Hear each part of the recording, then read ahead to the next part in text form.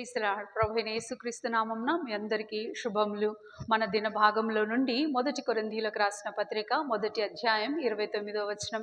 బలవంతులైన వారిని సిగ్గుపరచుటకు లోకంలో బలహీనమైన వారిని దేవుడు ఏర్పరచుకొని ఉన్నాడు. ఇక్కడ ఇద్దరున్నారు, బలవంతుడు, బలహీనుడు. వీళ్ళిద్దరి మధ్యలో అనుకోండి, మనం అనుకుందాం, పోరాటం జరుగుతుంది. బలవంతుడి దగ్గర సమస్తం ఉంది, అండబలం ఉంది, కండబలం ఉంది, సామర్థ్యత ఉంది, ఇంకా తన పక్షాన ఉండేవాళ్ళు ఓహో జైహో అనేవాళ్ళు ఉన్నారు. కానీ ఇక్కడ ఎదురుగా ఉన్న బలహీనుడి దగ్గర ఎవరు లేరు. ఏ విధమైన జ్ఞానం సరిపడలేదు, బలము లేదు, తన పక్కన ఉండేవారు లేరు. కానీ వీళ్ళ మధ్యలో, ఇద్దరి మధ్యలో పోరాటం జరుగుతుంది అనుకోండి, ఎవరు గెలుస్తారు? ఖచ్చితంగా బలవంతుడే గెలుస్తాడు. ఎందుకంటే వాడి దగ్గర ప్రతీది ఉన్నది. ఈ బలహీనుడు ఒక మూలకు పడివేయబడతాడేమో. ఇలాంటి బలహీనులైన వారిని చూసి కనికరించి వచ్చిన ఒక సామర్థ్యుడైన వాడున్నాడు.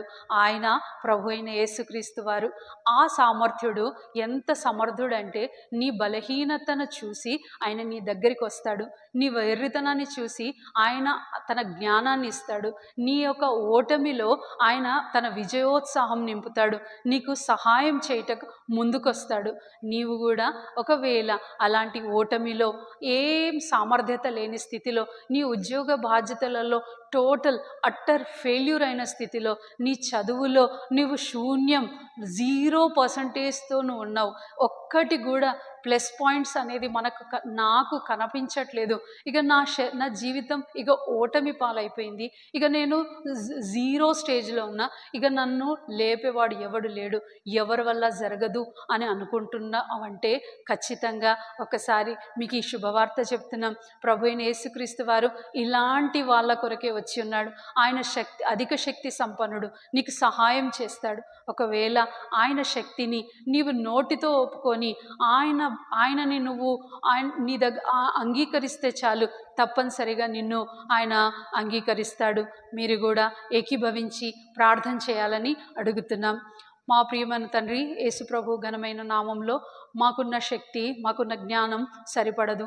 మేము ఈ పోరాడలేకపోతున్నాం. ఎక్కడ చూసినా ఓటములు, ఎక్కడ చూసినా ఇబ్బందికరమైంది, ఎక్కడ చూసినా బాధాకరమైనవి ఎదురవుతున్నాయి. ఇటువంటి మా స్థితిగతులను మార్చగలిగిన సామర్థ్యుడు నువ్వు గనుక మీరే మా పక్షాన పోరాడి, మీరే మా పక్షాన నిలబడి మా ఈ పోరాటములను జయించమని ప్రార్థిస్తూ, నీ సహాయం కొరకు అర్థిస్తూ యేసుక్రీస్తు నామంలో ప్రార్థిస్తున్నాం తండ్రి.